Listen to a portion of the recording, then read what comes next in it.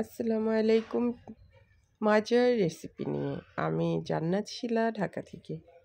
আজকের রেসিপিতে রয়েছে মজাদার, এই যে দেখতে পাচ্ছেন, দেখে বুঝতে পারছেন, মজাদার শীত স্পেশাল শিং মাছের সবজি দিয়ে আজকে আমি শিং মাছের ঝোল রান্না করব।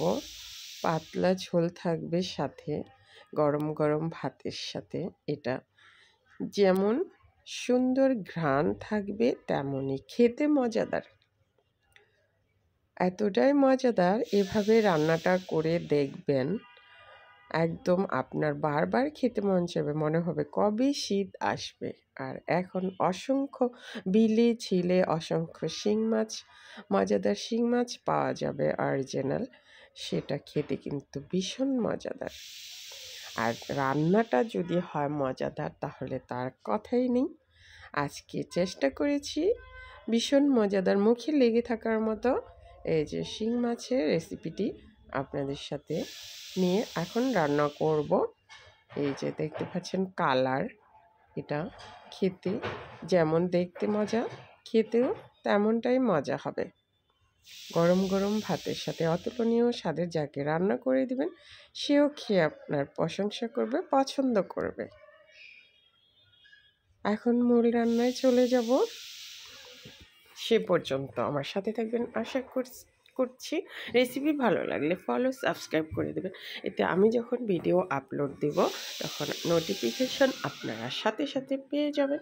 শেয়ার করে রাখবেন নিজের প্রোফাইলে, যদি রেসিপি পছন্দ হয় তাহলে সহজেই পেয়ে যাবেন।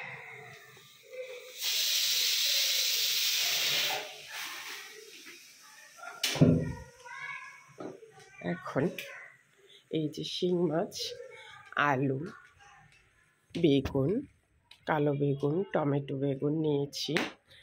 আর হচ্ছে শিং মাছ আমি প্রথমে ছাই দিয়ে, যে তাজা শিং মাছ আমি ছাই দিয়ে 1 ঘন্টা মেখে রেখে দিয়েছিলাম। শিং মাছগুলো একদম ঠান্ডা হয়ে গেছে, লাফালাফি করে নাই, আর কাটাও দিবে না। এই পর্যায়ে আমি কেটে নিয়েছি আর ধুয়ে নিচ্ছি। এই যে এই দেখতে পাচ্ছেন, এটা দিয়ে আমি শিং মাছ একদম সহজে ঘষে ধুয়ে নিয়েছি, কালো উঠে গেছে। এটা বেতের, বাঁশেরও হয়ে থাকে, বেতেরও হয়ে থাকে। এরকম একটা আপনারা কিনে নেবেন, সহজ পদ্ধতিতে শিং মাছ পরিষ্কার করে নিতে পারবেন ঝামেলা ছাড়া। এখন রান্না করব। শিং মাছগুলো প্রথমে আমি কেটে ধুয়ে নিলাম।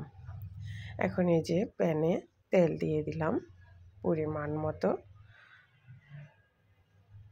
আমি আজকে যেভাবে রান্না করব, ফার্স্ট থেকে ভিডিওটা লাস্ট পর্যন্ত দেখবেন, তাহলে মজাদার শিং মাছটা রান্না করতে পারবেন। আর প্রতিটি রান্না একটু মনোযোগ দিয়ে দেখবেন। এখন এই যে তেলের মধ্যে আমি প্রথমে হলুদ দিয়ে দিলাম, কেন জানেন? কালারটা সুন্দর আসবে। এই যে তেলের মধ্যে একটু হলুদটা ভাজা হলো, এতে করে কালারটা সুন্দর আসবে। এখন একটু পানি দিয়ে দিলাম। এখন এই যে আবার আদা রসুনটা যদি তেলে দেন ছিটা উঠবে। এখন এই যে আমি একটু হলুদ দিয়ে দিয়েছি, এখন আদা রসুন দিয়েছি, এখন আর ছিটা উঠবে না। এখন এই যে আদা রসুনটাকে আমি 2 মিনিট কাঁচা স্মেল চলে যাওয়া পর্যন্ত ভেজে সুন্দর একটা স্মেল তৈরি করে নেব। এখন অন্যান্য মশলাগুলো তৈরি করে নেব। আমি প্রথমে সয়াবিন তেল দিয়েছি, পরে আবার একটু সরিষার তেল দিয়ে দিলাম। 2 রকমের তেল দিয়ে মাছটা রান্না করব। আমার কাছে খুবই ভালো লাগে 2 রকমের তেল দিয়ে রান্না করলে। এখন এই যে 3 মিনিট ভাজা হয়ে গেলে আদা রসুন, মরিচ গুঁড়া দিয়ে দিলাম 1.5 চা চামচ, আর হলুদ গুঁড়া 1 চা চামচ, ধনিয়ার গুঁড়া 1 চা চামচ, জিরার গুঁড়া 1/2 চা চামচ। ভাজা নয় জিরার গুঁড়াটা। হলুদ তো আমি আগেই দিয়েছি, সরি আমি ভুলে গেছিলাম। হলুদ তো আমি আগেই দিয়ে দিয়েছিলাম। এখন আমি 1.5 চা চামচ মরিচ গুঁড়া দিয়েছি, 1/2 চা চামচ জিরার গুঁড়া দিয়েছি, আর 1 চা চামচ ধনিয়ার গুঁড়া দিয়েছি। এখন এই যে স্বাদ মতো লবণ দিয়ে, পানি দিয়ে হাফ কাপের একটু কম পানি দিয়ে মশলাটাকে লো হিটে আবার একটু এই যে 1 চা চামচ হলুদ দিয়েছিলাম, আবার মনে হচ্ছে একটু হলুদ লাগবে তাই আবার একটু হাফ চা চামচের মতো কম হবে একটু হলুদ দিয়ে দিলাম। এখন এই যে মশলা কষাতে থাকলাম। 2 মিনিট মশলাটাকে কষিয়ে নিয়েছি।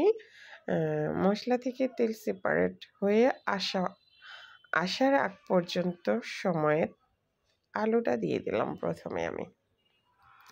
আলুটা এখন মশলা এমনভাবে কষাতে হবে, কষাবেন বাট পোড়া লেগে যাবে না, নিচ থেকে পোড়া লেগে গেলে কিন্তু কালার নষ্ট হয়ে যাবে। আর হচ্ছে তিতা তিতাও লাগবে, গন্ধ লাগবে, সুন্দর ঘ্রাণ পাওয়া যাবে না। দাঁড়িয়ে থেকে রান্না করতে হবে যাতে পোড়া না লেগে যায়। মশলা কষানো আলু হয়ে গেলে এ পর্যায়ে মাছগুলো দিয়ে দিলাম, শিং মাছ। এ পর্যায়ে দিয়ে আবার কষিয়ে নিচ্ছি।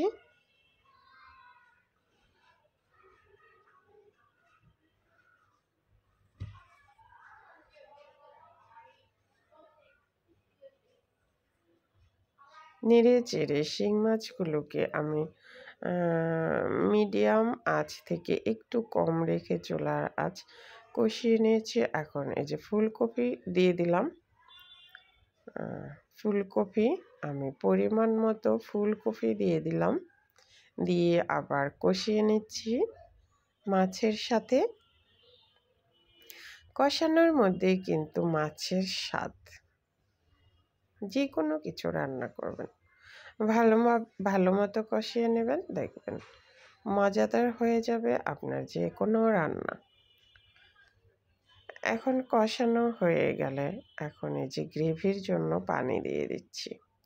আমি কিন্তু বেশ কিছু সময় ধরে বারবার এক এক কিছু অ্যাড করে করে এক একটা উপকরণ অ্যাড করে করে কষিয়ে নিয়েছি, দেখতেই পেলেন আপনারা।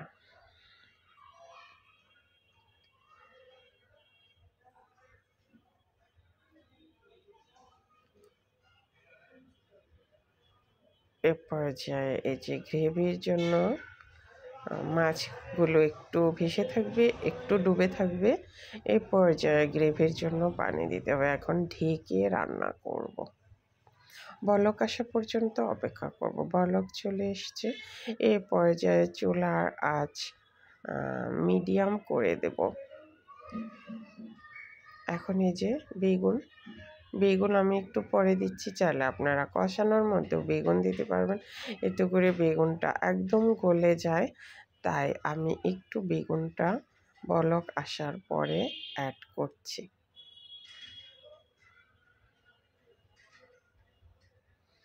এখন এই যে মিডিয়াম আঁচে রান্না করব ঢেকে।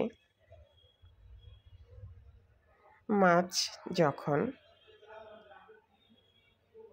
হাফ হয়ে এসছে তখন টমেটো বেগুন দিয়ে দিলাম। 2টা টমেটো বেগুন আমি এখানে অ্যাড করে দিয়েছি।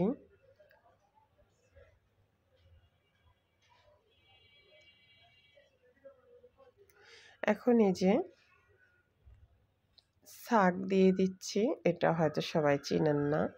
পেঁয়াজ, রসুন, তেজপাতা, জিরা বেরেস্তা করে আমি এই শাকটা তৈরি করেছি। এটা বিক্রমপুরের জনপ্রিয়।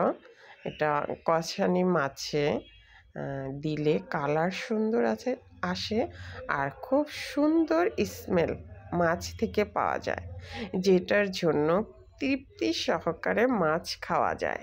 এই শাক তৈরি করে যদি আপনারা রান্না করেন তাহলে মাছ খাওয়ার স্বাদ আরও আপনাদের বেড়ে যাবে। মাছ অলমোস্ট হয়ে এসছে। এ পর্যায়ে আমি লবণ চেক করেছি। এখন এই যে ধনিয়ার পাতা কুচি দিয়ে এই যে মাছ নামিয়ে নেব। সব কিছু আমার সুন্দর মতো সিদ্ধ হয়ে গেছে। আমি এ পর্যায়ে খুব সুন্দর ঘ্রাণ পাচ্ছি। এই শীতে চাইলে আপনারা এভাবে ট্রাই করতে পারেন মজাদার এই শিং মাছের রান্নাটা করে খেয়ে দেখবেন, এভাবে ভীষণ মজাদার। এখন একটু এই যে এভাবে ঝাঁকিয়ে ঝাঁকিয়ে দিবেন, দেখবেন দেখতেও ভালো লাগবে।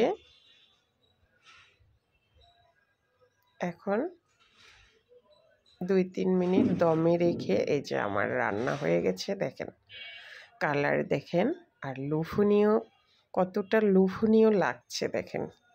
খাওয়ার মজাই আলাদা। শীতের সিজনে শিং মাছ খাওয়ার এখন অ্যাভেলেবেল, এই যে শিং মাছ পাওয়া যাবে, চাইলে আপনারা এভাবে ট্রাই করতে পারেন।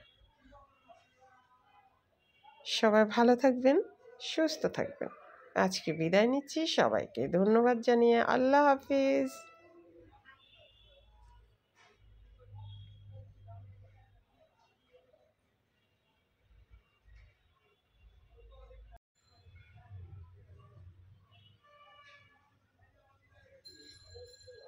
মাছের কালার দেখিয়ে বোঝা যায় যে এটা খেতে কতটা মজাদার হবে।